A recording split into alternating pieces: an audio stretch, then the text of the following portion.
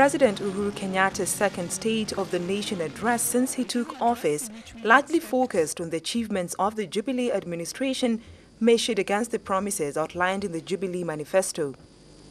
Despite the myriad of challenges and political distraction the Jubilee Administration has faced, the head of state says his administration has worked towards improving the country's economy. Today, Kenya is one of the fastest growing economies in the world.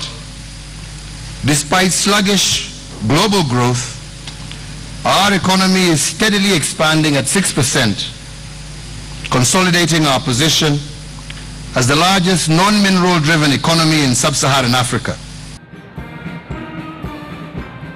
When Uhuru took office, he pledged to connect all public primary schools to electricity within 2 years.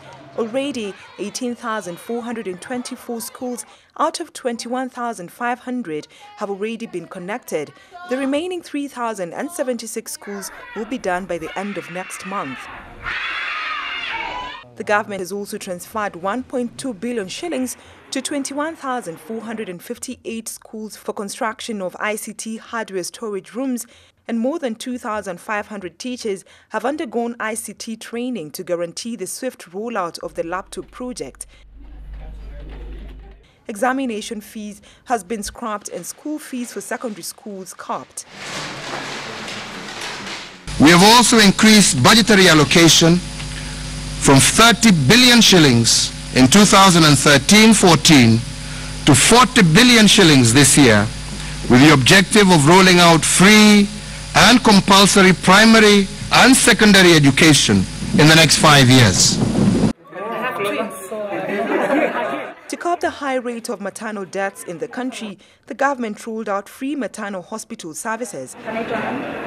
The government's commitment to roll out universal healthcare for all Kenyans has also seen the government invest 38 billion shillings to roll out the Managed Equipment Services program starting in May this year. Will be done in force, allowing for in- and outpatient treatment.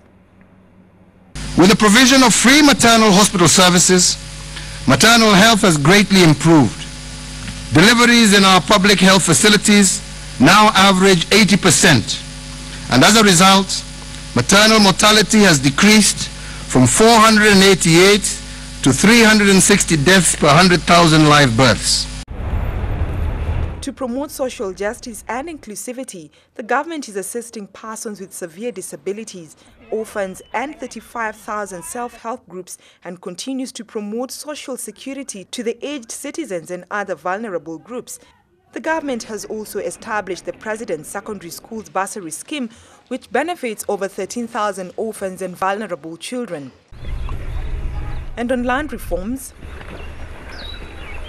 we have made significant progress also in land reform. The reorganization and cleanup of the Nairobi and Mombasa land registries is complete. We have launched a new National Land Titling Center, which has processed close to 400,000 new title deeds which have been issued. Uhuru says his commitment to devolution remains.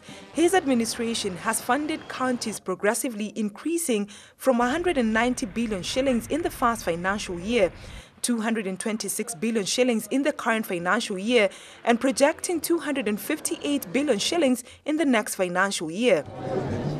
The head of state is however concerned by the numerous disruptions of the devolution agenda by political conflicts in a number of counties.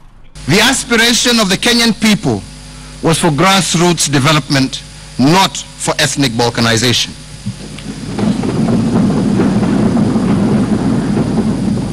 I therefore call on all leaders at the county level to be guided by these aspirations and not their own narrow self-interest. He has also launched a government program aimed at facilitating young people's productivity integration into national economic life. I have been delighted by the vibrancy of their innovation and energy commitment, from innovations and innovators at iHub, NIHub and the 16 technology hubs, to Equity Bank's Wings to Fly. Kenya's youth are proving repeatedly that they are holding the present and future of our nation in their hands. Now, the achievements notwithstanding has been faced with a number of challenges that slow the country's progress and achievements. The most pressing of these challenges are insecurity, disunity and corruption, as well as gender-based violence. To counter these security challenges, the government has implemented a number of strategies, including the setting up of an interagency coordination unit, the enhancement of security vigilance and community sensitization. The state of the national economy, our public safety and security, and our international standing depends fundamentally on our ability to secure this nation on a sustainable basis. Our vigilance and efforts must therefore remain strong. It is for this reason that I have put every security organ on high alert and ensured substantial additional resources to this sector. According to the head of state, the construction of the standard gauge railway will boost the country's economy as it will dramatically reduce cargo transport costs by a further 60% and reduce decongestion.